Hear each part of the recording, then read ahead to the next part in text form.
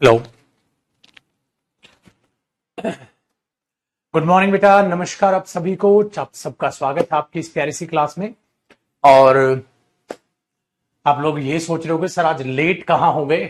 ठीक है, तो सबसे पहले लेट का कारण मैं बता दूं। कल एक शादी थी हमारे, ठीक है, यहाँ। तो जिस शादी से हम लेट आए, लेट क्या मतलब सुबह 6 बजे आए, तो फिर मैंने सोचा थोड़ा सो लिया जाए। और सोने के बाद 11 बजे से अपनी क्लास हम लेंगे। तो आज मैंने 8 बजे वाला बैच अपना लिया नहीं, सॉरी। तो आज 8 बजे वाला बैच मैंने लिया नहीं, 9:30 बजे वाला भी बैच नहीं लिया आज अपना। तो मैंने सोचा 11 बजे से आज आपकी क्लास ले ली जाए मेरे बच्चे। तो फिर जब मैं निकला तो दिल्ली भाई साहब ट्रैफिक का बादशाह है। तो वो ट्रैफिक के चक्कर में आपकी क्लास जो है वो लेट हुई। मुझे लगा चलो 11:30 तक पहुंच जाएंगे भैया, वो 11:30 तक भी नहीं पहुंचे बेटा। चल, अब जरा चीजों को देखते हैं आगे। आइए, तो ये था लेट का कारण, क्योंकि जब तक मैं लेट का अगर कारण नहीं बताता तो कई बच्चों का आज खाना हजम नहीं होता। कि सर मैं कैसे लेट हो गए, क्या लगता है दया, क्या हो सकता है। तो छुट्टी में चाह नहीं रहा था आपकी करना, तो आज पहला बैच मैं आज के दिन आपका ही पढ़ा रहा हूं। तो आज थोड़ा मैं नींद नींद में पढ़ाने वाला हूं, ठीक है। आ जाओ मेरे दोस्त। चलो भाई लोग, आज आपकी कहाँ गया प्रोनाउन हमारा।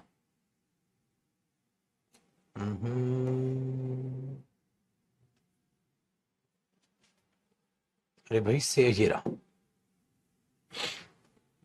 देखो जी, आज उम्मीद करता हूं कि आप लोगों ने जो है रिवाइज किया होगा। रिवीजन के बगैर मेरे दोस्त कुछ भी नहीं है। रिवाइज करना तो बेटा ये लगाइए, रीड की हड्डी है आप लोगों की। और हम लास्ट क्लास देखें अगर प्रोनाउन की, तो आप सभी बच्चों को लास्ट क्लास देखनी थी। अगर आपने लास्ट क्लास नहीं देखी है तो आज की क्लास आपको समझ नहीं आई, मतलब सारी क्लासेज अगर अब तक नहीं देखी है तो क्लास आज की आपको समझ आएगी नहीं, बिल्कुल भी नहीं आएगी। ठीक है, तो पहले वो बच्चे जिन्होंने प्रोनाउन की पहली क्लासेस नहीं देखी है तो पहले पहली क्लासेस देख ले, तब आगे की जो है लाइव क्लास का आप आनंद उठा पाएंगे, अदरवाइज नहीं। ठीक है, अब ध्यान दीजिएगा। अगर हम देखें, यहां मैंने कहा था कल, क्या था कल, ये चीज मैंने आपको पढ़ाई थी, पॉजेसिव प्रोनाउंस एंड पॉजेसिव डेटर्मिनर्स और एडजेक्टिव। ठीक है, इसमें मैंने बताया माई, माइन, अवर, अवर्स में क्या डिफरेंसेस। मैंने बोला मेरे बच्चे की डेटर्मिनर में अगर आप नाउन जोड़ते हो तो वो अपने आप में ठीक है एक डेटर्मिनर एडजेक्टिव का काम कर रही है। ये सारी चीजें इनके बाद पक्का आपको नाउन दिखाई देंगे। अगर नाउन नहीं है तो वो क्या करेगा, पजेसिव प्रोनाउन बनने की कोशिश करेगा। बेटा अगर वो पजेसिव प्रोनाउन बनेगा तो 100% ये होगा कि वो किसी ना किसी नाउन को रेफरेंस दे रहा हो। ऐसे में वो सब्जेक्ट ऑब्जेक्ट कोई भी काम कर सकता है। ऐसे में ये सिंगुलर प्लूरल कुछ भी हो सकता है। भाई यहां भी तो सिंगुलर प्लूरल कुछ भी हो सकता है, तो वो भी किसी को भी दिखा सकता है। जैसे this house is bigger then yours, ये घर आपके घर से बड़ा है। तो छुटकू भाई, योवर्स किसको दिखा रहा है, योर हाउस, क्योंकि एक ही हाउस का जिक्र है, तो ये भी एक ही घर को दिखाने की कोशिश कर रहा होगा। आगे देखते हैं। मैंने बोला this house is bigger than hers, भाई अगर हर्स कर देंगे तो उस पर भी एस लग जाएगा। आपने बोला सर ये भी बहुत अच्छी बात है। आगे देखिएगा, this house is bigger then his भी हो सकता है फिर तो हमें ये अजीब लगेगा, लेकिन ये ठीक है। क्यों? क्योंकि इसकी स्पेलिंग नहीं बदलती, ये डेटर्मिनर भी सेम है। ठीक है, जैसे यहां ये डेटर्मिनर है और ये प्रोनाउन में भी सेम है। आगे बढ़िए, your car is new, yours is a new car, दोनों के दोनों सेंटेंसेस सही है। आप लिख ले योवर कार इज न्यू, तो ये कार है, नाउन से पहले डेटर्मिनर आ रहा है। और yours is a new car, ये प्रोनाउन। इज क्यों आया? क्योंकि गाड़ी के जिक्र है। अगर ज्यादा गाड़ियों का जिक्र होता तो आ रहा था। अब हमने इस तरीके से बातचीत आपकी देखनी सीख ली आज। अब इससे आगे हमें पढ़ना था कि हमने देखा she has lost your books as well as his, she you should not waste her time and mine, my या आई या मी नहीं, क्योंकि माइन मतलब माई टाइम। तो आप ये चीज यहां पर करा सकते हैं। चलो अब कहानी करते हैं, ये कॉन्सेप्ट सर क्या था। बहुत ही इंटरेस्टिंग कॉन्सेप्ट है। ठीक है, हाँ। तो अब जरा बात को बड़े ध्यान से सुनिए। अगर हम मेरे दोस्त, अगर हम इस चीज को ऐसे समझते हैं आर्टिकल ए और एन से। देखिएगा बेटा, अगर मैं किसी चीज के से पहले आर्टिकल दा लगा रहा हूं और फिर मैं प्लस में नाउन लगा रहा हूं, फिर मैं प्लस में ऑफ लगा रहा हूं, तो ये जो ऑफ का यूज है ये बहुत ज्यादा इफेक्ट डालता है। इस चीज को जरा दिखाना, द नाउन प्लस ऑफ। तो याद रखना बेटा, आप यहां पर प्रोनाउन का ऑब्जेक्टिव केस लगा दो। प्रोनाउन का कैसा केस लगा दोगे? ऑब्जेक्टिव केस लगा दोगे। अगर यहां आर्टिकल दा होगा, अभी समझाऊंगा उसका मतलब क्या होता है। तो आप यहां पर क्या लगा दोगे? मी। आप क्या लगा सकते हो? ठीक है, अस। आप क्या लगा सकते हो? यू। आप क्या लगा सकते हो? हिम, हर, देम। आप ये लगा सकते हो। इवन आप इट भी लगा सकते हो। जब मैं इट सिखाऊंगा आपको तो बताऊंगा, आप इट भी लगा सकते हो। अब इसका मतलब क्या होता है? चलो इट अभी कराए नहीं ना, जब इट कराऊंगा तब बताऊंगा, अब इतना ही रखो। तो मी, अस, यू, हिम, हर, देम आप ऐसे लगा सकते हो। इस बात का मतलब क्या निकलेगा गुरुजी अगर हम इस बात को निकलेंगे तो? ठीक है, जैसे मैंने बोला द टीचर ऑफ रोहन, तो आपने क्या बोला? रोहन के teacher. The teacher of Rohan, तो रोहन के teacher. The teacher of me, मेरे teacher. The teacher of us, हमारे teacher. The teacher of you, आपके teacher. The teacher of him, उसके teacher. The teacher of her, उस लड़की के teacher. The teacher of them, उनके टीचर। इनका ये मतलब होता है। तो यहां ये जो आर्टिकल द है ना बेटा, ये बहुत इंपॉर्टेंट रोल प्ले करेगा, बहुत इंपॉर्टेंट रोल प्ले करेगा। तो इस बात को आपके दिमाग में रखना है। तो मैंने जैसे एक एग्जाम्पल मेरे साथ साथ लिखना, मैंने बोला the teacher of me, the teacher of me is ready to help you. मतलब क्या हुआ? द टीचर ऑफ मी का मतलब क्या हुआ बेटा? The teacher of me, the teacher of मी, इसका मतलब मेरे जो टीचर हैं आपकी मदद करने के लिए तैयार हैं। इसी को आप ऐसे भी तो कह सकते थे। आप बोल रहे सर इसको मैं अगर ऐसे बोल देता, my teacher is ready to help you, तो क्या दोनों बातों में कोई फर्क है या दोनों बातें सही हैं सर? तो बेटा ये दोनों की दोनों बातें सही हैं। आप माई टीचर बोलो या द टीचर ऑफ मी बोलो, दोनों की दोनों बातें बराबर, ये भी सही और ये भी सही।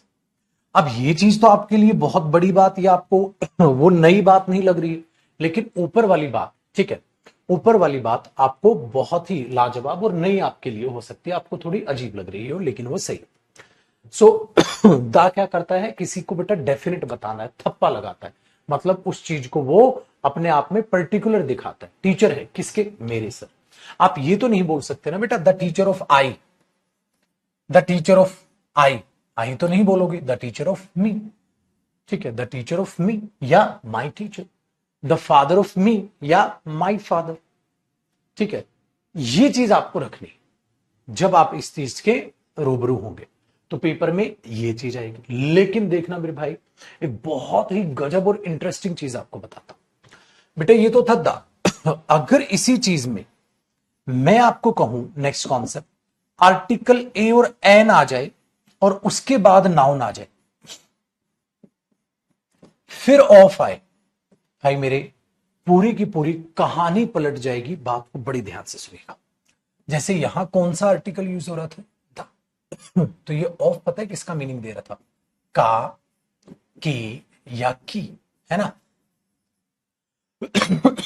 जैसे उसकी टीचर, उसके टीचर, उसका दोस्त, तो का के की का ये मीनिंग देता है, जिसमें बेटा ये ऑफ किसको दिखाता है? पोजेशन को। ये ऑफ किसको दिखाता है? पोजेशन को।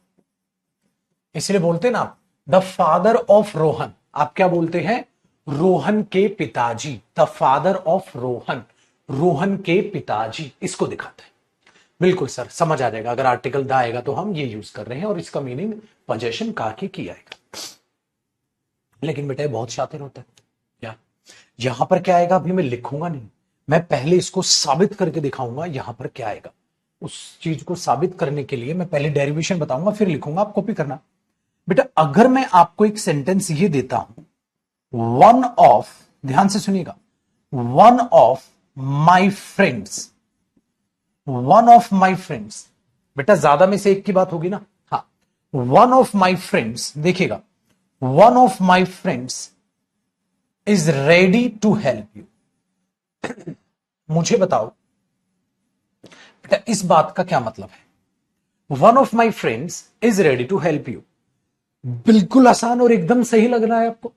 ठीक है, कैसे सही लग रहा है sir? One of my friends is ready to help you, मेरे दोस्तों में से एक दोस्त आपकी मदद के लिए तैयार है।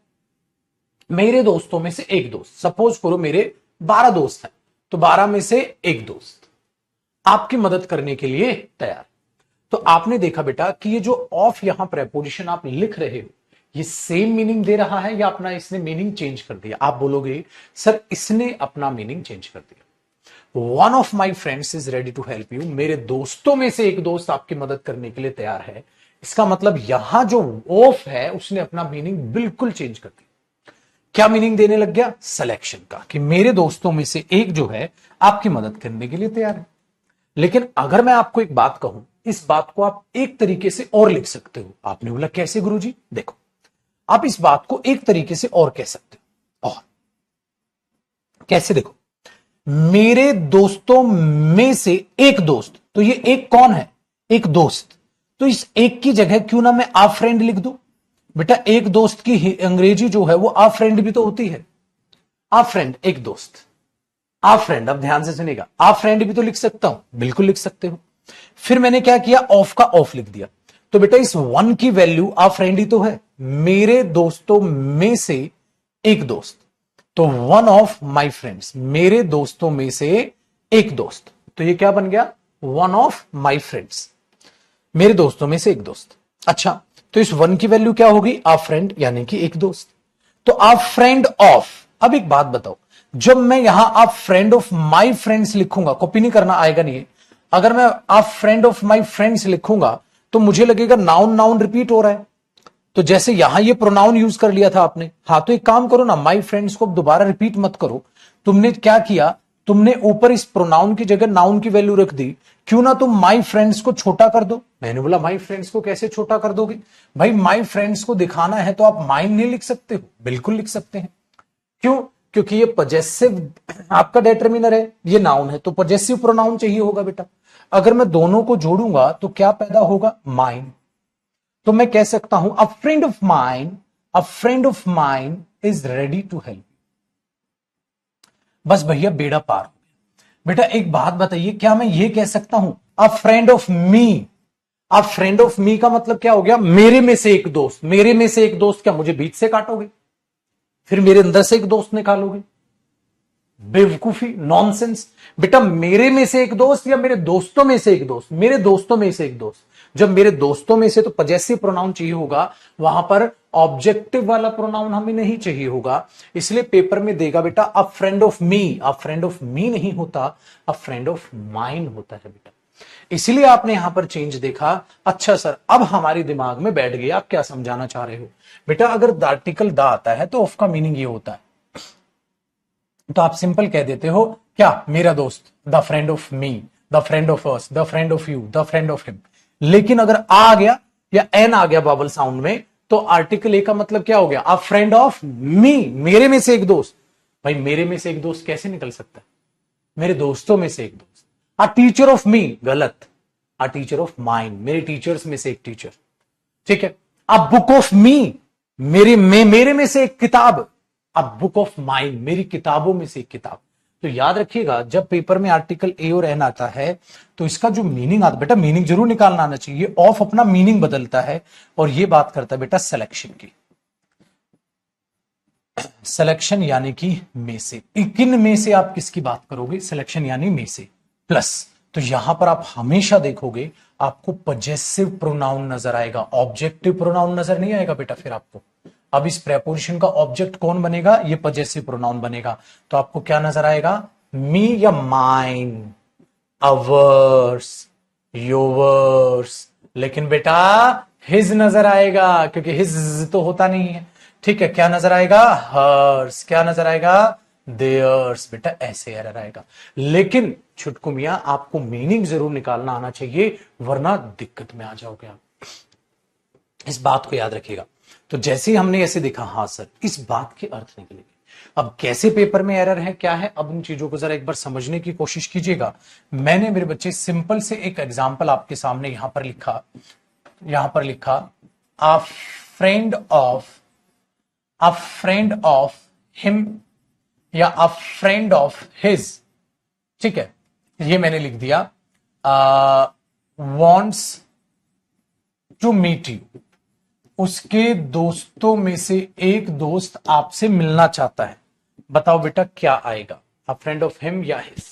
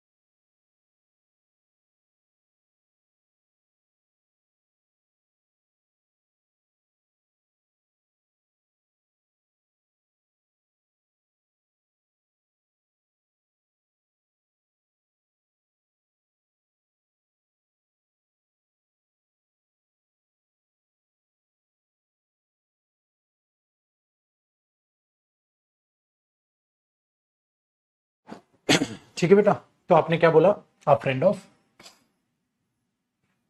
देख लो आप इस तरीके के, क्यों बेटा उसमें से उसमें से एक दोस्त निकालोगे, कभी भी नहीं, कभी भी नहीं। तो इन बातों का आपको ध्यान में रखना है कि पेपर में इस तरीके से बेटा इन पे गलतियां देगा और वो गलती आपको पहचानना आना चाहिए। तो आपके लिए बड़ा आसान काम हो गया। चलिए फिल इन द ब्लैंक्स का क्वेश्चन बना दे बेटा एक। अब अगर मैं ये कह दूं द टीचर ऑफ डैश, ठीक है, the teacher of dash help me do my work, ठीक है, ए ऑप्शन मैंने दिया बेटा द टीचर ऑफ हर, ठीक है, ये ऑप्शन दे दिया द टीचर ऑफ हर्स, भी ऑप्शन दे दिया।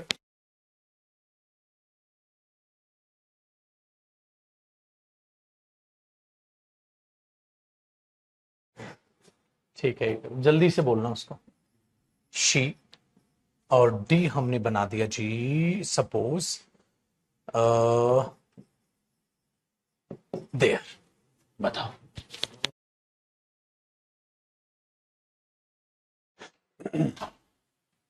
क्या बोलोगे आप, the teacher of. Very good. देखो अब आपको इनके आंसर पता है, तो ये जो चीजें होती हैं वो किसी भी तरीके से एग्जाम में पूछी जाती है बेटा, आपको वो चीजें पता होनी चाहिए कि ये बंदा दो मीनिंग रखता है, वो डिपेंड करता है पहले वाले ना। बेटा राहुल आप पार्ट ऑफ में क्या करोगे, द पार्ट ऑफ मी मेरा हिस्सा, द कार ऑफ मी मेरी car, a part of mind हो जाएगा बेटा।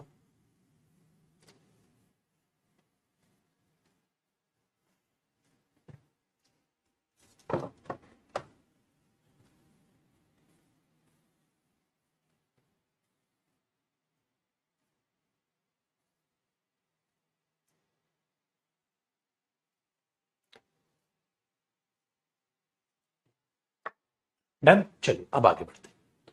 तो ये था हमारा पजेसिव प्रोनाउन बेटा। पजेसिव प्रोनाउन पे और किसी भी तरीके से क्वेश्चन बन ही नहीं सकता, ठीक है, बन ही नहीं सकता। तो जो ये दो चीजें मैंने आपको बता दी बस ये है, इसके अलावा इस पे क्वेश्चन बन ही नहीं सकता। अब हम क्या करेंगे, अब नेक्स्ट हम प्रोनाउन चालू करेंगे। अब तक हमने क्या किया बेटा, अगर हमने लिस्ट बनाई ना अपनी, तो एक बार उस लिस्ट पे आप चेक कीजिए। हमने पता है क्या किया, लिस्ट है, आ जाओ उस लिस्ट पे आ जाओ। हमने क्या किया था, पर्सनल प्रोनाउन, पर्सनल प्रोनाउन के बाद हमने क्या किया बेटा, possessive pronoun, possessive pronoun, and हमने एक और चीज की, पजेसिव डेटरमिनर्स, क्योंकि हमने साथ साथ पजेसिव डेटरमिनर्स भी सीखने पड़े क्योंकि इसी मिक्स में तो एग्जामिनर जो है वो एरर देता है।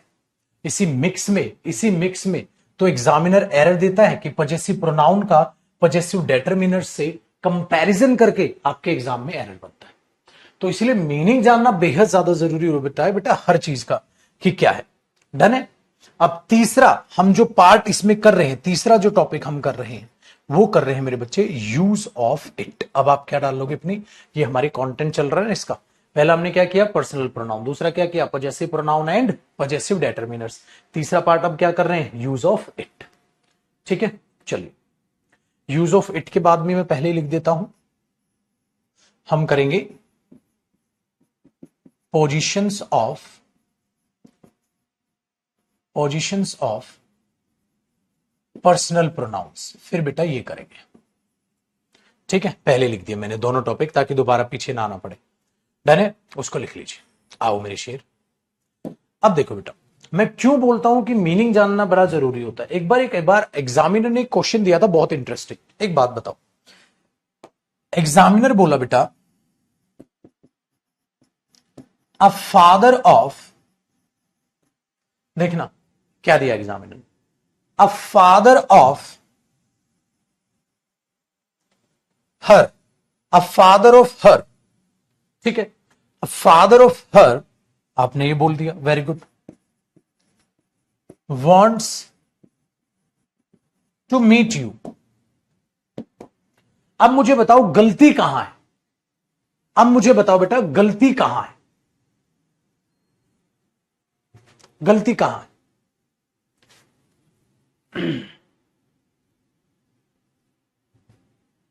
बेटा कभी भी ये नहीं पूछना होता प्रोनाउन टॉपिक कितने लेक्चर में खत्म हो जाएगा। मेरे पुत्र कितने भी लेक्चर में हो आप कर क्या लोगे उससे कितने भी लेक्चर में क्यों टेंशन पाल रहे मेरे बच्चे, पढ़ने पे ध्यान दें। ये चीज दिखाता है कि आप उस एरिया से उठ के आए हो जहां छोटे छोटे टीचर जो है 2-2, 3-3 क्लास में टॉपिक खत्म कर रहे होते हैं। बेटा आप जयदीप सर के पास आए हो, मैं रैंक देता हूं, मुझे रैंक निकालने के लिए पढ़ाना होता है। वो छपरियों वाला काम नहीं है मेरे बच्चे कि 2-4 क्लास में प्रोनाउन खत्म हो गया, 2-4 क्लास में टेंस खत्म हो गया, वो वाला नहीं आए हो, यहां छपरी बनने नहीं आए हो। रैंक 1 मजाक में नहीं आता है मेरे बच्चे। तो आज के बाद कोई भी स्टूडेंट मुझसे एक क्वेश्चन बिल्कुल नहीं पूछेगा कि टॉपिक कितनी क्लासेस का है। बेटा बैच टू बैच डिपेंड करता है। मैं भगवान हूं कि मैं बता दूं इतनी क्लास में हो जाएगा, कोई बैच तेज तरार होता है, कोई आहिस्ता आहिस्ता समझता है। तो फिर इन बातों को दिमाग में रखो बेटा। तो अब बात बताइए जरा, अब कई बच्चे क्या करेंगे, वो रट्टू तोते होते हैं। रट्टू तोते क्या करते हैं बेटा, रूल रटते हैं। अगर आर्टिकल दा हो तो ये आएगा, अगर आर्टिकल ए और एन हो तो ये आएगा। मैंने बोल दिया, कर दिया गुड गोबर। मीनिंग कहां का जाएगा। एक बात बताइए, अगर यहां पर बच्चा कह रहा है सर हर्ष कर दो, बेटा अगर मैं हर्ष कर दूंगा ठीक है, क्या हर्ष करने से सेंटेंस सही हो जाएगा। अ फादर ऑफ हर्ष मतलब उसके पापाओं में से एक पापा, कितने सारे पापा हैं उसके, अर्थ आएगा बेटा, नहीं आएगा। देख ला, इसीलिए भाई द फादर ऑफ हर होगा उसके पिताजी। अरे उसके टीचर्स में से एक टीचर, उसके दोस्तों में से एक दोस्त, उसकी किताबों में से एक किताब, उसके पापाओं में से एक पापा तेरे से मिलना चाहते हैं। इस बात को क्लियर था है बेटा। इसलिए छोटू रटने का नहीं, एग्जामिनर ने यही फायदा एग्जाम में उठाया बेटा, और बेचारा जो बच्चा था वही उसका सत्यानाश हो गया क्योंकि उसने रट्टा मार लिया। अब हमने क्या देखा बेटा, यहां पर हमने क्या देखा, हमने देखा मेरे बच्चे कि जो ये ऑफ प्रेपोजिशन है और यहां जो ऑफ प्रेपोजिशन है, इस मीनिंग को मत भूल जाना। अगर मीनिंग निकाल के अगर नहीं निकालोगे तो गड़बड़ है। यहां क्यों हर किया, द टीचर ऑफ हर, बिल्कुल। अ फ्रेंड ऑफ हिम, अरे नहीं sir a friend of his, उसके दोस्तों में से एक दोस्त। तो दोस्त ज्यादा हो सकते हैं, बाप ज्यादा नहीं होते भैया जी, समझ आया। इसीलिए अगर आप रूल की तरह रट लोगे, आप सोचोगे वो बच्चा भी पास हो जाएगा, इम्पॉसिबल है मेरे बच्चे। एग्जामिनर बेवकूफ नहीं है, क्वेश्चन घुमा दे। इसलिए मीनिंग निकालना सीखना चाहिए। मैंने क्लियर। तो आगे तब गलती निकालो ना बेटा, यहां मैं हर्ष कर दूं। देखो अगर मैं ये कर देता ना मेरे बच्चे, देखो मैं ये कर देता यहां पर, a friend of her, a friend of her wants to meet you. अगर मैं ये कर देता, अब आप बोलते देखो सर उसके दोस्तों में से एक दोस्त होगा ना, तो आप फ्रेंड ऑफ हर्स होगा। हाँ ये कर लो बेटा, क्यों? क्योंकि दोस्त ज्यादा हो सकते हैं, उसमें से एक की बात हो रही है। लेकिन इसको ऐसे ठीक नहीं करना पड़ेगा, इसको इसी को उड़ाना पड़ेगा। तो कई बार इसको ही उड़ाना पड़ेगा इस तरीके से। ये ध्यान रखना बेटा। डिफरेंस समझ में आया कैसे निकालते हैं चीजें क्वेश्चन? अब बताओ बेटा, इसमें कोई भी डाउट? हर फादर बिल्कुल हो सकता है बेटा, वो तो निखिल बता ही दिया मेरे बच्चे। हर फादर लिख लो या आप, बट पेपर में थोड़ा ना बोल दोगे हर फादर लिख लो। पेपर में तो जो लिखा उसमें गलती बता भाई।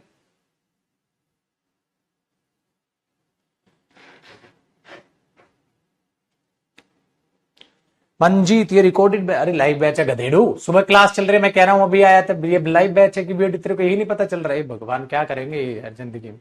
ऊपर लाइव क्लास लिखा है, लाइव चल रहा है।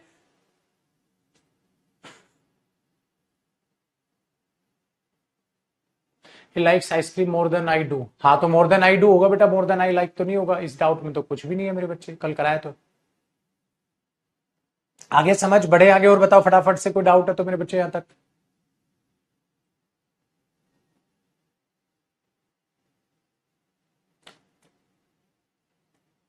The teacher of hers. हाँ घर की इंग्लिश बना ले बेटा विकास, घर की इंग्लिश बना ले बेटा, है ना? घर की बना ले मेरा बच्चा, जो मन में आए लिख दे साला, फिर एक साल फेल हो जाए, फिर अगले साल से ठीक सीख ले। The teacher of hers. अरे गधेड़ू, द टीचर ऑफ हर, पागल हो गया? द टीचर ऑफ हर्स होगा, हर होगा। मत। ठीक है बच्चे, बढ़ ले आगे। होगी चिंताएं, बस खत्म हो गए चुनचुने। एक दो बच्चे के अलग ही चुनचुने। हाय छल मिली कमेंट नहीं बताई, छल मिली कमेंट नहीं बताई, छल मैं क्या करूं, छल मिली कमेंट नहीं बताई, छल। अब कुछ नहीं है इनकी कमेंट। अबे शर्म करा करो, कमेंट पढ़ा करो। तुम क्या पूछ रहे हो, क्या नहीं पूछ, पता है क्या पूछते हैं कमेंट में? जो मैंने बता दिया ना उसी को पूछेंगे। सर द टीचर ऑफ हर हो जाएगा ना? अब इनके के द टीचर ऑफ हर यहां दिख नहीं रहा, ये कमेंट है तुम्हारी, क्या करे बेटा, क्या करूं मैं तुम्हारे। आ जाओ। अब क्या हेडिंग डालोगे बेटा? उसी के नीचे आप हेडिंग डालिएगा यूज ऑफ इट। क्या हेडिंग डालोगे बाबू? Use of it. सर ये अलग से क्यों पढ़ा रहे हो? इसके कारण देखो बेटा, जितना अब तक आपने पढ़ा, जब मैं इसकी आपको प्रैक्टिस कराऊंगा, आप धड़ाधड़ इनके क्वेश्चंस बनाऊंगा। अब यहां पर बात क्या करते हैं, ठीक है? आप कॉपी करना बेटा साथ साथ। Use of it. Sir it को अलग से क्यों करा रहे हो? क्योंकि निकम्मा कई सारे काम कर लेता है। ये बेटा इंसान के लिए भी आता है, कई सारों की चीजें। तो इंग्लिश में ये जहां जहां यूज होता है, आ जाओ इसको निपटाते हैं। पहला कॉन्सेप्ट, जब कभी भी आप इट का यूज करते हैं तो पर्सन के लिए होता है, लेकिन बेटा वो अननोन जेंडर के लिए होता है। अननोन जेंडर, जब आपको किसी का जेंडर ना पता हो। अननोन जेंडर, जब आपको किसी का जेंडर ना पता हो।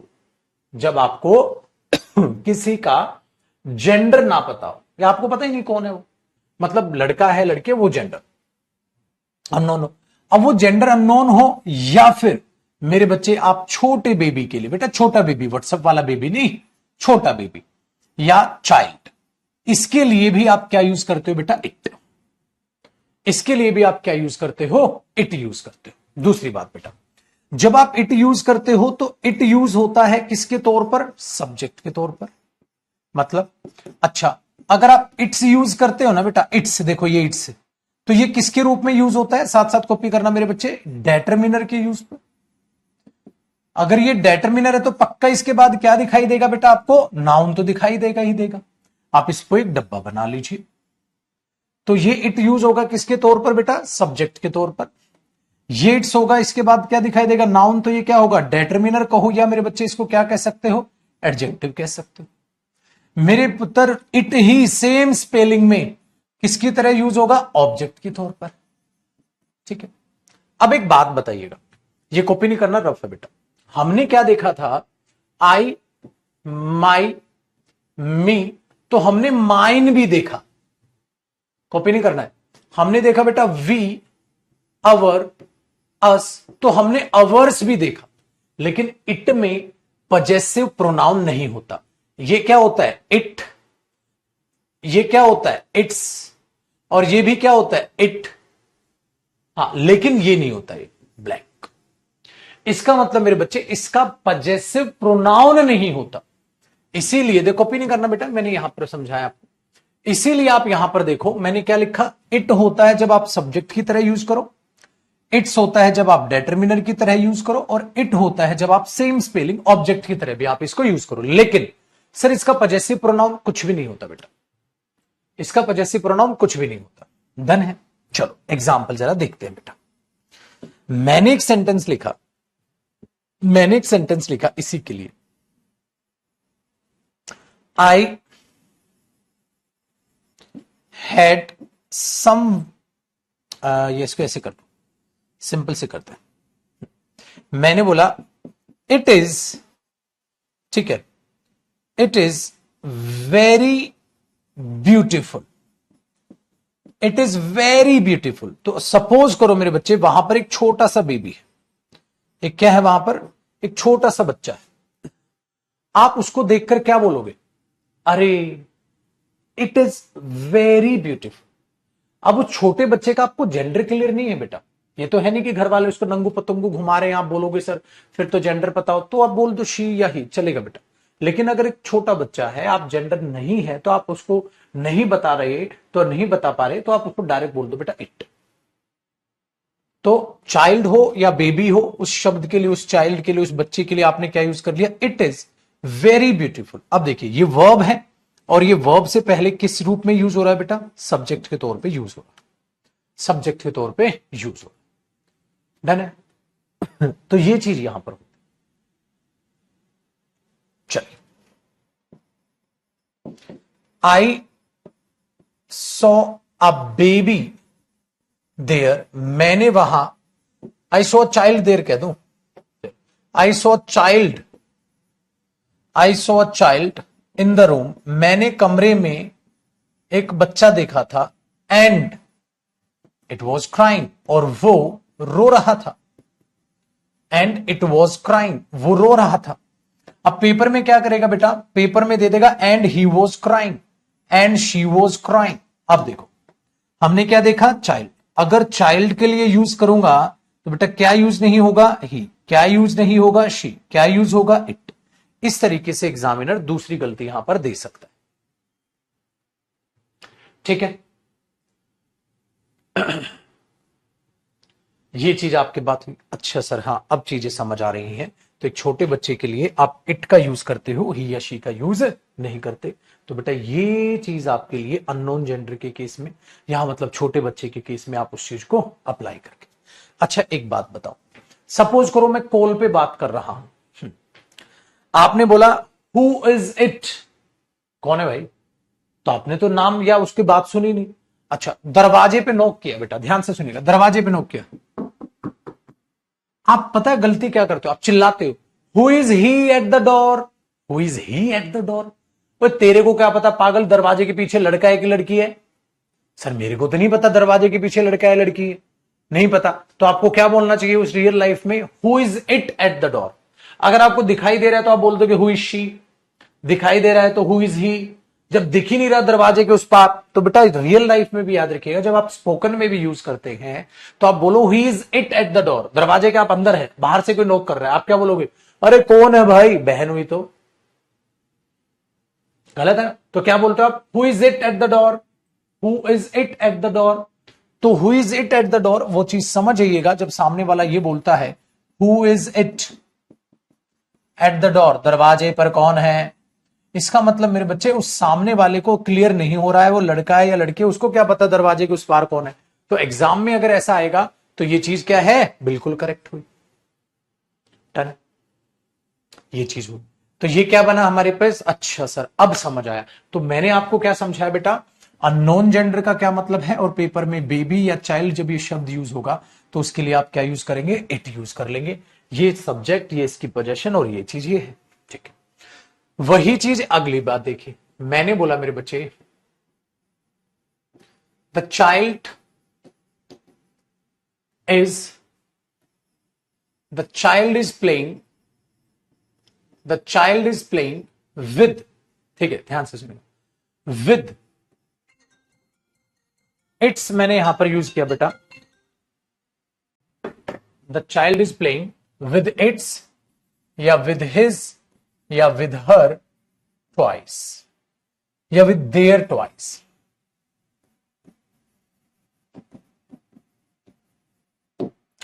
आपने क्या बोला सर, देखो इट्स,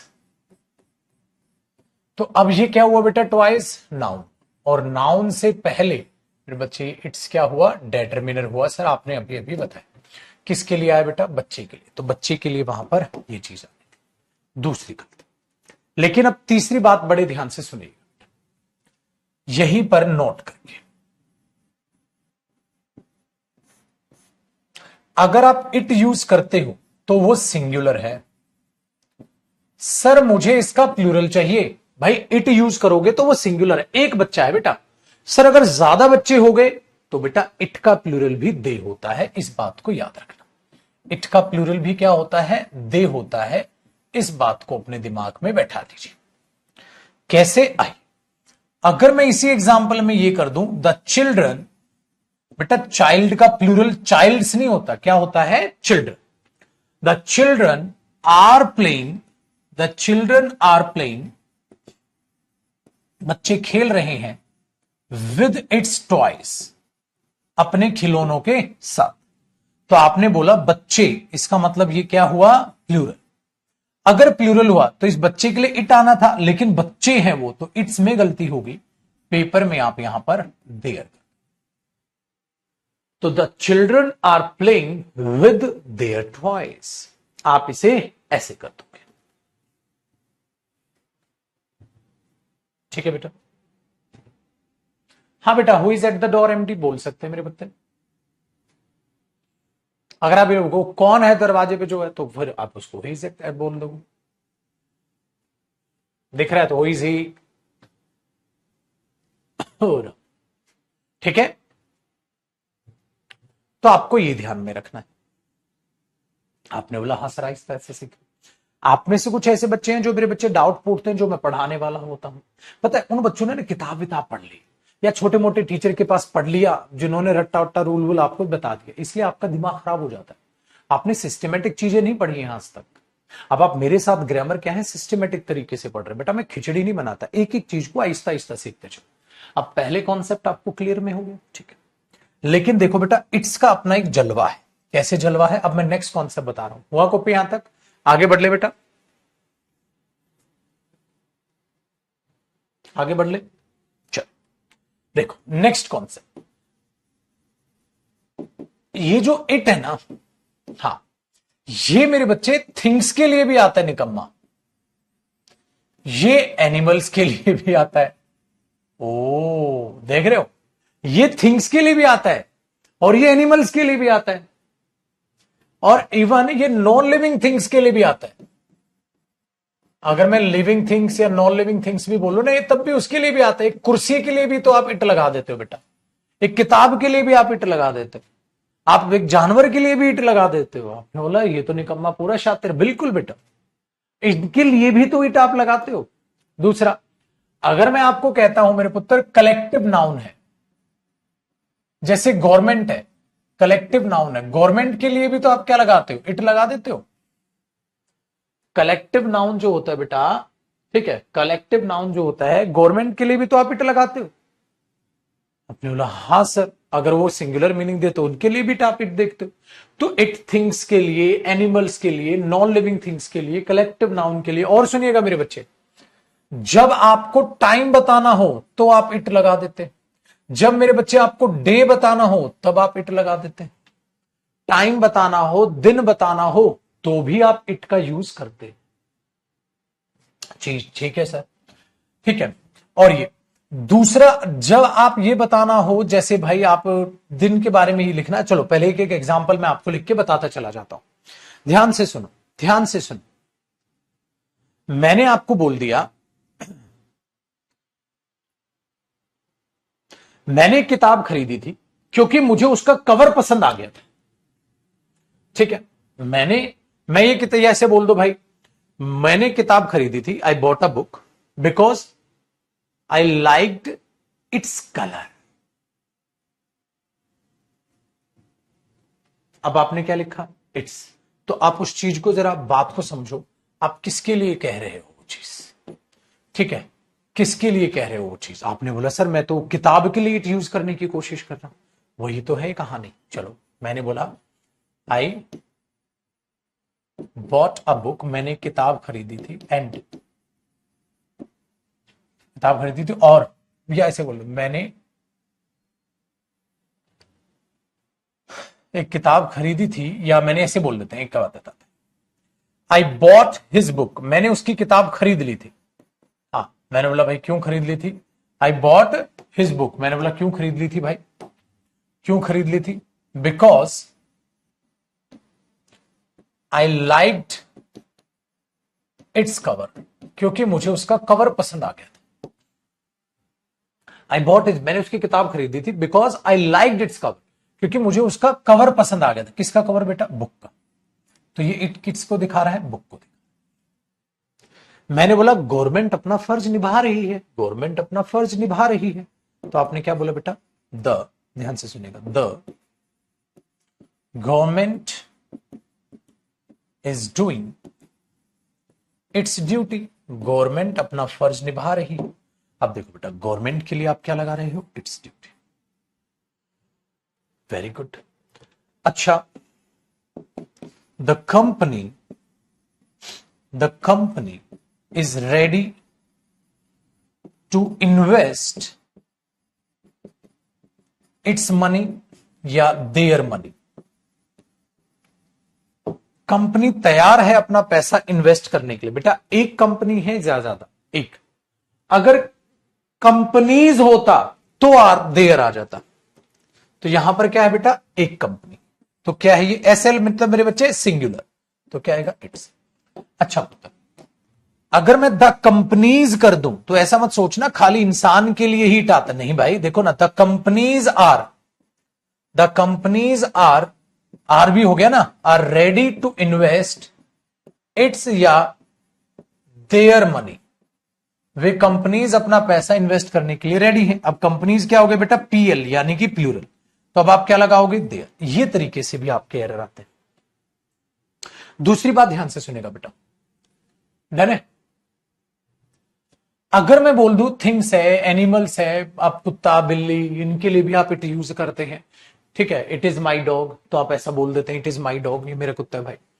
तो आप नॉन लिविंग थिंग के लिए इट यूज कर लेते हैं, ठीक है? जैसे आपने बोला इट हैज 4 लेग्स, इसके 4 पांव, कुर्सी है, कुर्सी के लिए आप इट यूज कर रहे हो। आई लाइक इट, मेरे को अच्छी लगी ये चीज, उसके लिए आप इट यूज कर रहे हो। कलेक्टिव नाउन के लिए आप इट यूज कर रहे हो। डे टाइम का मतलब क्या है? एक बात बताओ बेटा, उसने बोला इट इज 10 o'clock,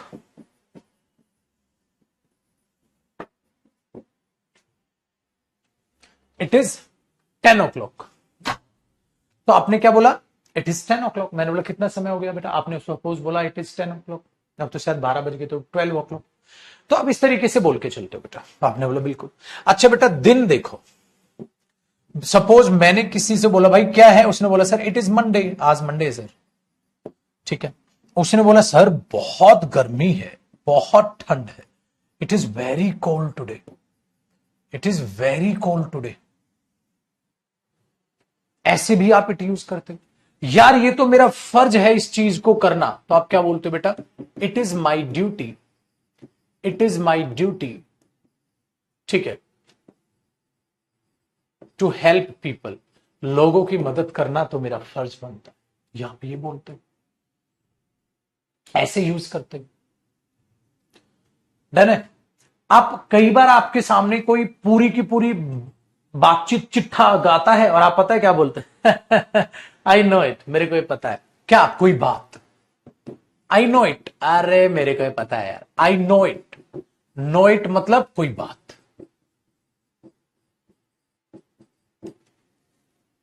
उसको इट दिखाता है।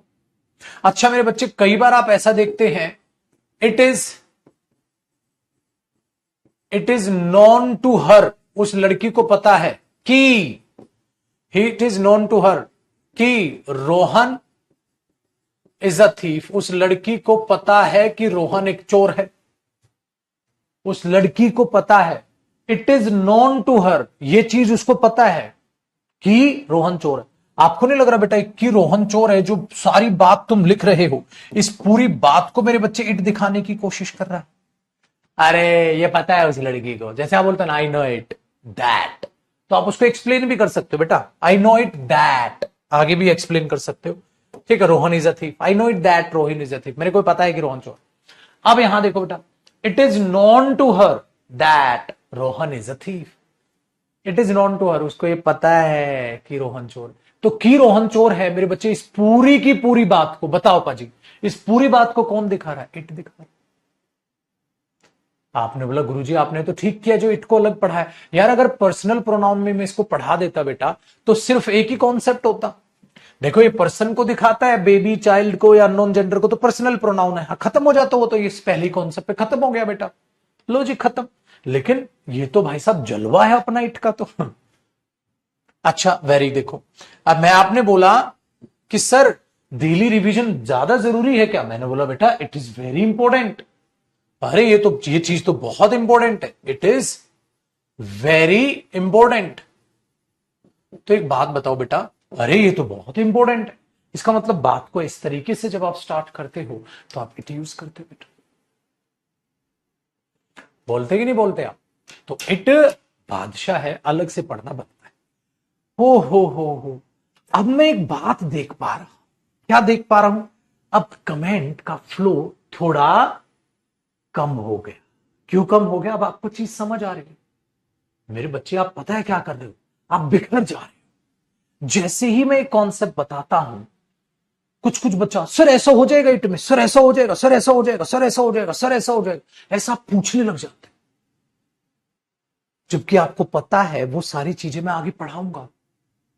बेटा आप कुछ नया नहीं निकाल पाओगे, कुछ भी नहीं। इसलिए आराम से कॉपी करते हुए शांति से समझते चला करो। जो आप पूछ रहे हो, कई बार मैं कमेंट नजरअंदाज करता हूं, क्योंकि मुझे पता है बेटा वो चीज मुझे बाद में बतानी। अगर मैं एक एक कमेंट को उठा बीच में बताने लग गया, आपका सर फट जाएगा जिस दिन रिवीजन क्लास देखोगे। आप बोलोगे साला मैं तो पागल हो गया, गुरुजी ने पागल कर दिया कमेंट पढ़ पढ़ के। एक बच्चा ये कह रहा है, एक बच्चा ये कह रहा है, एक बच्चा ये कह रहा है, एक बच्चा। बेटा मुझे सिलेक्शन देना है पुत्र, मुझे पता है, एक माँ बाप को पता है कब बच्चे की गलती नजरअंदाज करनी है। तुम्हें लगता है कि पापा को तुम्हें पता ही नहीं तुम क्या क्या करते हो। माँ बाप को सब पता होते हैं भाई, एक टाइम पे पता चल जाता है, लेकिन वो इग्नोर करते हैं। उन्हें पता है ये चीज निभाने लायक। समझ में आई बात? तो वो अलग अलग चीजों में वो चल रहा होता है। इसीलिए एक काम क्रिया करना, बिल्कुल ये मत सोचा करो बेटा, ठीक है? बिल्कुल नहीं। और जब जब मन में कुछ भी आया, अरे पूछ लेता हूं, क्यूरियोसिटी अच्छी बात है, मैं कभी डांटता नहीं, इसलिए मैं बोलता हूं। इसलिए बिल्कुल बिंदास रहो। टॉपिक खत्म होगा ना, मैं मां कसम खा के कह रहा हूं, साला लाइफ में अगर कोई तुम्हें प्रोनाउन मेरे से बढ़िया पढ़ा दे, या पूरी इंग्लिश, कोई टीचर नहीं पढ़ा पाएगा। सब रूल लपाड़े से पढ़ाने लग रहे हैं बेटा, जितने भी इंग्लिश के टीचर मार्केट में बैठे हो। मैं लोता दौड़ता हूं अकेला, और जो अकेला इस दम पे इंग्लिश को पढ़ाता है कि हर चीज को आपकी नसों तक उतार दे। आप बिल्कुल बेफिक्र, सबसे बेस्ट पूरा इंग्लिश का सिलेबस होगा, चाहे वो ग्रामर हो मेरे बच्चे, चाहे वो वोकैब हो, चाहे कॉम्प्रिहेंशन हो, और चाहे आपकी जी जान झोंक के मुझे प्रैक्टिस करानी।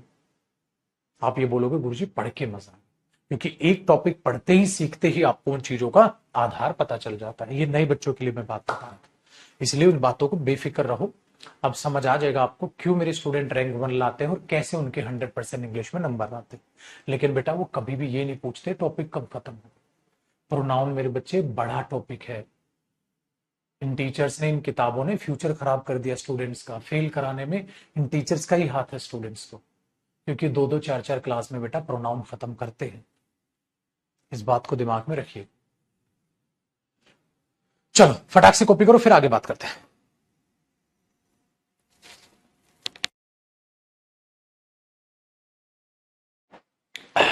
अब एक बच्चे ने जिसने प्रोनाउन पढ़ा ही नहीं, अरे मैंने तुमसे चाय तो पूछी, चाय पियोगे? नहीं। अब जिस बच्चे ने प्रोनाउन पढ़ा ही नहीं, उसको कैसे पता 4 क्लास का प्रोनाउन है? अरे उसने कहीं तो सुना होगा, अरे उसने मार्केट की किताब उठाई होगी, उसने किताब देखी होगी, सर जो पढ़ा रही है तो किताब में है ही नहीं गुरुजी, किताब में तो 4 पन्ने में खत्म हो गया। इसलिए तुम्हें क्या लग रहा है गुरुजी 4 क्लास में प्रोनाउन खत्म कर देंगे? आज बच्चों ने सोचा 4थी क्लास है, उनको पता चला गुरुजी तो लिस्ट बढ़ाए जा रहे हैं।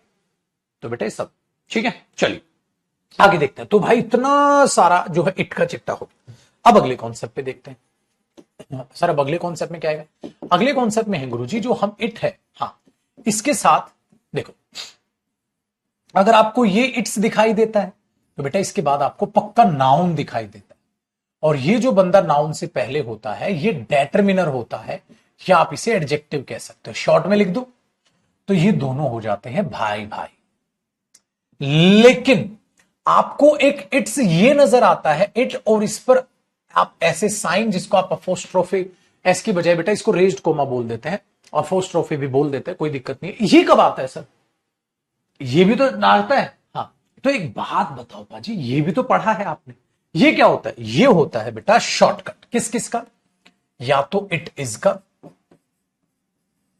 या पास्ट की बात होगी तो इट वॉज का, या इट हैज का। ये शॉर्टकट होता है बेटा। कैसे?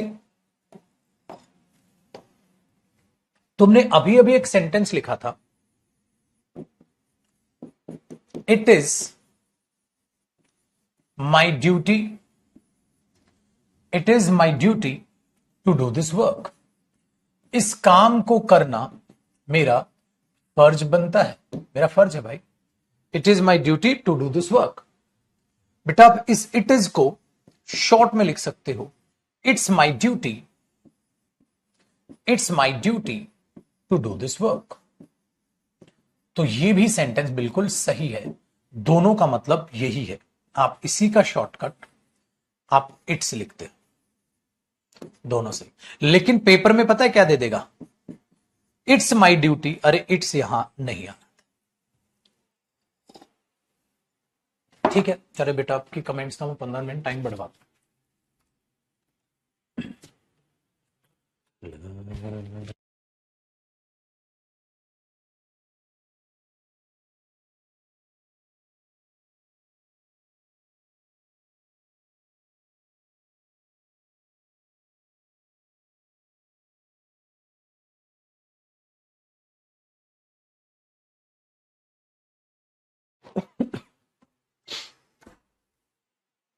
ठीक है भैया, कॉम्प्रिहेंशन भी जल्द चालू करेंगे बेटा, अभी थोड़ा समझ बढ़ाओ अपनी, फिर करें, चिंता ना।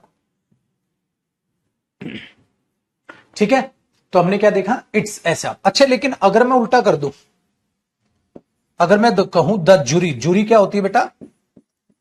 जजेस की collection. The jury has taken, the jury has taken, देखो पेपर में क्या देगा? The jury has taken its decision. ऐसे देता है पेपर में यार। बताओ ये गलत या सही? आपने बोला सर डिसीजन नाउन है, तो नाउन से पहले ये इट्स नहीं आना था सर, ये भी एरर आता है। सौरभ इसमें कोई तीर नहीं मारा मेरे बच्चे। हाँ, टीचर ऑफ हर्स हो सकता है, क्या करूं, क्या उखाड़ू मैं इसमें? बताओ, फूल बरसा दूं तेरे ऊपर?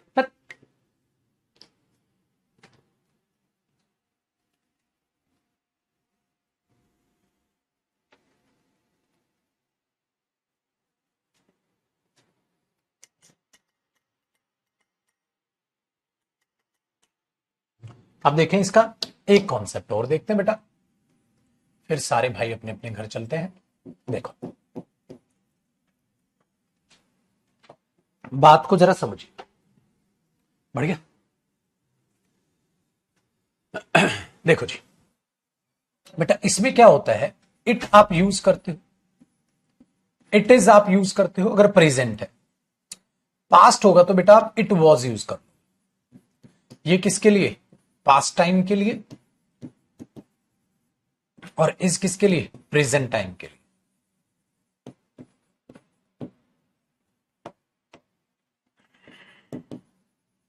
ठीक है, क्यों यूज करते हैं इसको? ऐसे बोलने के लिए यूज करते हैं बेटा। आप कई बार ऐसी बातें बोलते हो, वो मैं हूं जो उसकी मदद करता है। आप ऐसा बोल सकते थे, मैं उसकी मदद करता हूं, I help him, I help him. देखना इतनी प्यारी चीज सिखाऊंगा। आपने लिखा बेटा आई हेल्प हिम, क्या मीनिंग हुआ बेटा? मैं उसकी मदद करता हूं। क्या सेंटेंस गलत? बिल्कुल सही है सर, बिल्कुल सही है। आई हेल्प हिम, मैं उसकी मदद करता हूं। लेकिन अगर आप ये कहो वो मैं हूं, वो मैं हूं, देखो ये मेरा पेन है, इट इज माई पेन। ये मेरा पेन है, इट इज माई पेन। वो मैं हूं, जो उसकी मदद करता है, वो मैं हूं जो उसकी मदद करता है। अब आपको इस तरीके का अगर डायलॉग बोलना पड़ जाए, वो मैं हूं जो उसकी मदद करता है, तो आप इसे कैसे बोलेंगे बेटा? वो मैं हूं जो उसकी मदद करता है, वो मैं हूं जो उसकी मदद करता है। देखना, बात सेम है, लेकिन सर अगर इस टाइप की भाषा बोलनी हो तो आप पता है क्या बोलते हो? इट इज आई या इट इज मी?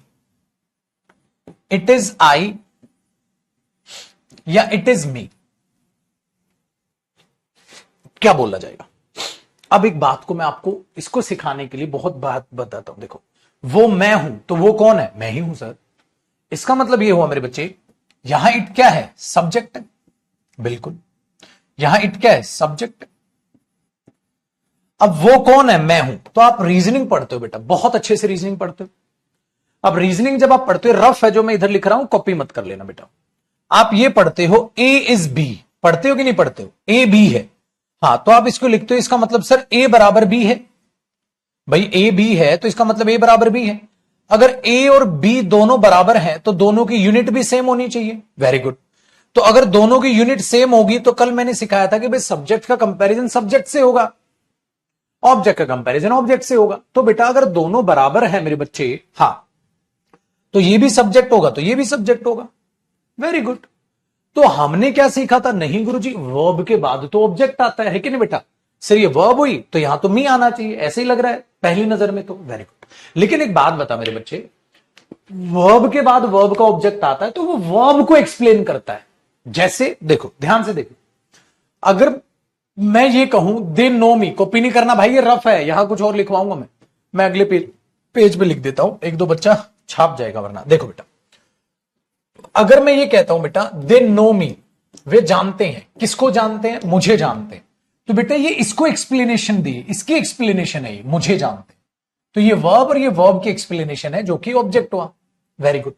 लेकिन जब मैंने ये बोला वो मैं हूं, वो मैं हूं, तो वो कौन है? मैं। तो बेटा ये इसकी एक्सप्लेनेशन है, इसकी नहीं। वो मैं हूं जो उसकी मदद करता है। कौन है वो? वो मैं हूं। तो मैं कौन हूं? वो कौन है? मैं कौन हूं? वो। दोनों बराबर, दोनों बराबर। अगर ये दोनों बराबर है, अगर ये दोनों बराबर हैं, तो बेटा अगर ये सब्जेक्ट है तो ये भी तो सब्जेक्ट होगा। दोनों तभी तो इक्वल होंगे। वो मैं हूं, मैं कौन? वो। वही तो बात तो बराबर है सर, वो मैं हूं जो उसकी मदद करता है। तो बेटा सब्जेक्ट किसके इक्वल होगा? सब्जेक्ट के इक्वल होगा, तभी तो वो बात ऐसे कंप्लीट होगी। इसीलिए क्या होता है, आपको लगता है वो वर्ब को एक्सप्लेनेशन दे रहा है, नहीं बेटा। इसलिए मैंने बोला ए इज बी। अगर ए बी है, हाँ, तो ए बराबर है बी, और दोनों बराबर ही है, दोनों भाई हैं, दोनों सेम है, तो सब्जेक्ट सब्जेक्ट के बराबर होगा। Very good. इसलिए आपको यहां पर लिखना पड़ेगा बेटा इट इज आई। दूसरी बात मेरे बच्चे, इट इज आई मैंने लिखा है, हाँ। और अब एक और रहस्य आपका खोलता हूं मैं। मुझे एक बात बताइएगा, अगर मैं बोलूं हम सब है ना, हाँ, हम अपना कोई नाम रख लेते हैं। सर हमारा नाम आज से है के, जैसे धूम मूवी थी उसमें उसका नाम क्या था? ए, हमने अपना नाम रख लिया के। तो मैं पता है क्या बोलूंगा? We are family. हम ये बोलते हैं ना, वी आर फैमिली। फैमिली तो सिंगुलर होता है, इस क्यों नहीं? अरे सर मेन ये है ना, हाँ, वी आर फैमिली। लेकिन बेटा अगर मैं बोलूंगा वी आर ए, तो हम ए है, हमने अपना नाम ए रख लिया होगा, तो वी आर ए। ए तो सिंगुलर है ना सर? अरे मेरे बच्चे, लेकिन सब्जेक्ट तो ये है ना, इसके अकॉर्डिंग वर्ब आएगी ना। अब ये ध्यान से, इसीलिए क्या होता है मेरे बच्चे, अंग्रेजी भाषा में बड़ा फर्क है। अगर मैं ए आगे लिख दूं तो ए आर वी नहीं, ए इज वी, ये हो जाएगा फिर। क्योंकि अब ये मेन सब्जेक्ट है। इसलिए मैथ्स में क्या है कि ए बराबर है बी या बी बराबर है ए, तो बच्चा बोलेगा क्यों मजे ले रहे हो सर, बात तो बराबर है, दोनों की वैल्यू इक्वल है। लेकिन इंग्लिश में फर्क है। अगर इंग्लिश में मैं कह रहा हूं ए इज बी और मैं कह रहा हूं बी इज ए, दोनों में फर्क है बेटा। पता है क्या फर्क है? ए इज बी तो इस का सब्जेक्ट ए है, बी इज ए तो इस का सब्जेक्ट बी है। दोनों में दिन रात का फर्क है। इसलिए क्या हुआ बेटा, ये वर्ब किसके लिए आई? ए के लिए। तो ए तो सिंगुलर होता है, इज आया, लेकिन वी तो प्लूरल होता है, इसलिए आ रहा है। तो वी आर ए और ए इज वी, देखो कितना फर्क है। इसलिए क्या होता है बेटा, अगर पेपर में आपको ये दिखता है इट एम आई नहीं, क्योंकि ये जो वर्ब है उसके हिसाब से आएगी। इट इज आई, इसीलिए जितना दम है लगा लो। अगर मैं वहां वी भी लिख दूंगा ना, तब भी तुम यहां इज ही लगाओगे। इट इज वी या इट इज अस। अब ये भी क्या समझा है, सब्जेक्ट सब्जेक्ट ही क्यों होगा, इट इज वी आएगा, लेकिन इट इज ही आएगा। यहां तुम आर नहीं कर सकते। क्यों नहीं कर सकते मेरे बच्चे? क्योंकि मेन सब्जेक्ट ही है यहां पर। इसीलिए मैंने कहा दुनिया इधर से उधर हो जाए, यहां या तो प्रेजेंट होगा तो इज आएगा, पास्ट होगा तो वो जाएगा। वर आर फलाना ढिमकाना कुछ भी नहीं। और उसके बाद जब ये सब्जेक्ट के इक्वल रखेगा तो इसके प्लस में कौन सा केस आएगा बेटा? सब्जेक्टिव केस आएगा मेरे शेर। सब्जेक्टिव केस मतलब आई, वी, ही, यू, शी, इस तरीके से, दे। अब यहां पर आप कुछ भी कर लो मेरे बच्चे, लेकिन ये इज या वो ही रहेगा। दूसरी बात, तो मैंने ये बोल दिया, it is I, it is we, it is they, it is you, it is he, it is she, ऐसे बनेगा। तो इसलिए मैंने उसको फिक्स लिख दिया, रटना नहीं, सीखना है। दूसरी बात, अब बात को जरा आगे बढ़ा दो। अब मैं अगर ये बोलूं मेरे बच्चे, इट इज आई, हा, it is I who help him, वो मैं हूं जो उसकी मदद करता है। तो उसकी मदद कौन करता है? ये करता है। इट इज वी हु, ठीक है, अब देखना मैं क्या चाल खेलने वाला हूं। It is we who is या who are ready to go there, वो हम हैं जो वहां जाने के लिए तैयार है। अब देखो बेटा, हुआ क्या कि ये वर्ब तो इसके लिए है बेटा, हां बिल्कुल, तो इट इज आएगा। सब्जेक्ट सब्जेक्ट के बराबर होगा तो सब्जेक्ट आएगा, लेकिन वो है हम जो रेडी है उसकी मदद करने के लिए। कौन रेडी है? जो। इसका मतलब अगली वर्ब पर किसका इफेक्ट है? इसका इफेक्ट है, तो इसके साथ क्या आएगा? आर। गई भैंस पानी में। इसका मतलब ये हुआ मेरे बच्चे कि इट इज या इट वॉज फिक्स है। बिल्कुल है। क्यों फिक्स? वो बता दिया, क्योंकि ये जो है ना, ये इसका सब्जेक्ट है, और जब ये इसका सब्जेक्ट है तो सब्जेक्ट सब्जेक्ट के बराबर होगा, हां, लेकिन अगले आने वाली वर्ब ना बेटा, वो इसके अकॉर्डिंग आएगी, क्योंकि वो उसका सब्जेक्ट अब आगे जाके वो उसको एक्सप्लेनेशन देगा। इसलिए याद रखो, अगर मेरे शेर यहां पर देखो, अगला एग्जांपल फिर कॉपी करना इसको। अगर यहां पर ये हो जाए, पेपर में दे रहा है आपसे इट इज ही या इट इज हिम, ठीक है, हाँ, हु इज या who are ready to go there, वो है, वो लड़का है जो वहां जाने के लिए तैयार है। अब आप बोलोगे देखो, इट इज सब्जेक्ट सब्जेक्ट के बराबर होगा बेटा, हाँ, और ये जाने को तैयार है तो क्या आएगा? इज। इसके साथ तो आर नहीं आता ना, लेकिन पूरी कहानी घूम जाएगी मेरे शेर अगर मैं ये बोल दूं इट इज, हां, या इट एम, आई या मी, हु इज एम या are ready to go there. देखो पूरा सर घूम जाएगा आपका। कैसे? देखो मेरे बच्चे, इट इज, इसका सब्जेक्ट कौन है? इट। इट के साथ क्या आता है? इज। एम नहीं। सब्जेक्ट किसके बराबर होगा? सब्जेक्ट। लेकिन आगे किसका इफेक्ट होगा? ये। तो ये सेंटेंस कैसे बना? देखो बेटा, ये सेंटेंस ऐसा है, it is I who am ready to go there, ready to go there. मेरे बच्चे CGL, CPO, CHSL, MTS, steno, CDS, NDA, साला ऐसा कोई एग्जाम नहीं जिसमें ये क्वेश्चन ना आया। ऐसा कोई एग्जाम नहीं जिसमें यहां क्वेश्चन में ये इज ना दिया।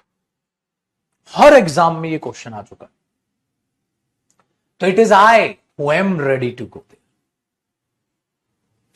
हर एक एग्जाम में क्वेश्चन। चलो लिखने की जरूरत नहीं है, तो आपको बताने के लिए तो इनको क्यों लिखोगे? मतलब मेरे बच्चे इतना अच्छा क्वेश्चन है तो रीजन सीखो। यानी इट इज के बाद या इट वॉज के बाद सब्जेक्टिव केस का प्रयोग किया जाता है। अरे भाई यार, ऐसा क्या मजा पढ़ना, ये तो ऐसा लगता है कोई अनपढ़ बच्चा जैसे पढ़ रहा हो। गलत बात। चीजों को सीखो, करो बेटा को। डन है। लेकिन एक बात बताओ बेटा, सर ये भी सब्जेक्ट, ये भी सब्जेक्ट, कितने सब्जेक्ट है बेटा इसमें? दो सब्जेक्ट। एक तो ये सब्जेक्ट है, बिल्कुल है, और ये भी सब्जेक्ट है, बिल्कुल है। कितने सब्जेक्ट है बेटा इसमें? दो सब्जेक्ट। लेकिन एक बात बताओ, मेन सब्जेक्ट कौन है? मेन सब्जेक्ट कौन है? ये मेन सब्जेक्ट। बस ये मेन कहां का होगा? मेन तो ये है। मेन सब्जेक्ट ये बाद वाला है बेटा। ये क्या कर रहा है? बस इसको दिखा रहा है। जैसे खेतों में नहीं खड़े कर देते यू, जिन्हें बेटा स्केयर क्रो बोलते हैं। ठीक है, जिनको हिंदी में मेरे को नहीं पता क्या बोलते हैं, स्केर क्रो बोलते हैं उसको इंग्लिश में, ऐसे बुत से बना के खड़े कर देते हैं, उनसे पक्षी डरते हैं। तो क्या वो मेन होते हैं, डमी होते हैं? डमी होते हैं। जब आप फोन लेने जाते हैं तो डमी फोन दिखाया जाता है, इसलिए मेरे बच्चे क्या बोलते हैं इसको, डमी सब्जेक्ट। क्यों? क्योंकि इसका मालिक वो है, ये तो नौकर है, ये तो उसकी डमी है। वो मैं हूं, वो कौन है? अरे मेन को बोल, तू कहता वो कहता हाँ कौन? तो बेटा ये डमी सब्जेक्ट कहलाता है, ये मेन सब्जेक्ट कहलाता है। इसलिए जो मेन एक्शन है ना वो इसी वर्ब के हिसाब से आ रहा है। ये तो बेचारा डमी वर्ब, ये डमी वर्ब है, ये डमी सब्जेक्ट है बेचारे। क्यों? क्योंकि इनका मालिक यही है। इसीलिए बोलते हैं बेटा, इसीलिए बोलते हैं I help him, it is I who help him. अरे सीधा सीधा बोल दे आई हेल्प हिम, ठीक है। तो बेटा ये इसीलिए जो ये कॉन्सेप्ट मैंने कराया, यहां पर इट के एरो लगाई ना, हाँ यहां एरो लगा के लिख लेना, इसको बोलते हैं डमी सब्जेक्ट। ये डमी है, इस कॉन्सेप्ट का नाम यही होता है इट डमी सब्जेक्ट। इट का यूज डमी सब्जेक्ट के रूप में कैसे करते हैं। मजा आया बेटा पढ़ के? कॉपी करो इसको, फिर अगली स्लाइड में चेंज करो। तो मुबारक हो मेरे बच्चे, यूज ऑफ इट खत्म। अब इट से ऐसी कोई क्वेश्चन नहीं जो आप ना कर पाओ, फटाक से कॉपी।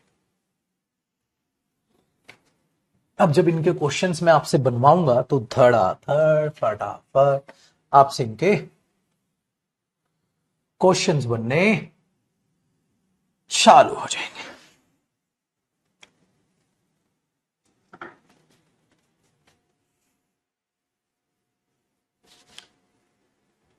पहले स्लाइड कॉपी करो, फिर अगली स्लाइड लगाओ।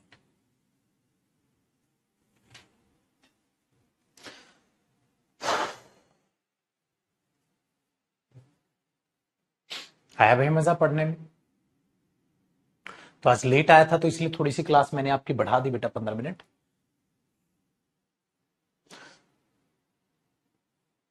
कॉपी कर लो। अब अगली क्लास में क्या कराओगे गुरुजी? अब नया टॉपिक होगा प्रोनाउन का ही अगला हिस्सा। आया बेटा मजा? अब इसको रिवाइज करना बेटा, वरना बर्बाद हो जाओगे, रिवीजन के बगैर मजा नहीं आएगा। तो कल जब आप पढ़ने आओगे तो रिवाइज करके ही आना। और आज शाम की वोकैब की क्लास नहीं होगी बेटा, आज मैं थोड़ा, ठीक है, एक और फंक्शन है थोड़ी, अब है यार दोस्तों की शादी में जाना भी जरूरी होता है बेटा, ना जाओ तो बुरा मानते हैं, तो उसको निपटा लूं। वोकैब की क्लास कल होगी 6 बजे। इवेंट में आज ही बनवा दूंगा ताकि कोई बच्चा जो देखने आए तो उसको पता चल रहा है क्लास आज नहीं है कल है। तो वोकैब की क्लास आपकी कल होगी 6 बजे।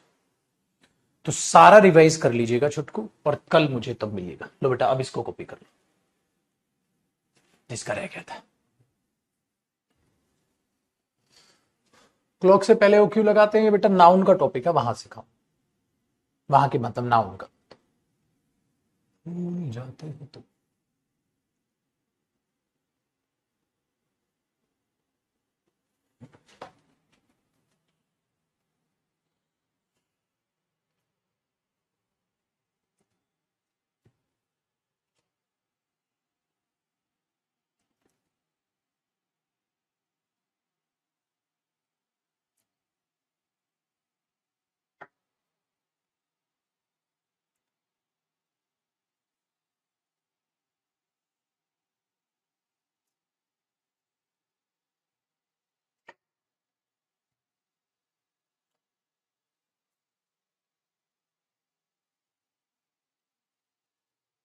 ठीक है जी। चलिए बेटा, तो इसको करते हैं हम सेव, और चीजें कल फिर नेक्स्ट प्रोनाउन की बारी है, वहां से अगले प्रोनाउन को हम उठाएंगे। और अब कमर कस लीजिए मेरे बच्चे, कहानी शुरू हो चुकी है, युद्ध छिड़ चुका है। अब आपको पता चलेगा प्रोनाउन कितना इंपॉर्टेंट टॉपिक है, हर टॉपिक कितना इंपॉर्टेंट है। तो प्रोनाउन यही बोलेगा आपको, भैया जी हल्के में मत लो मेरे को, ठीक है। चलो बेटा खुश रहिए, आबाद रहिए, मस्त रहिए, तंदुरुस्त रहिए। कल 11 बजे ही मिलेंगे मेरे बच्चे, आज तो मैंने बताया लेट क्यों हुआ। कल 11 बजे ही आपकी क्लास है और शाम को 6 बजे। तो आज अब पूरा रिवाइज करके मुझे नाउन प्रोनाउन जो है पूरा रिवाइज करके मिलेगा।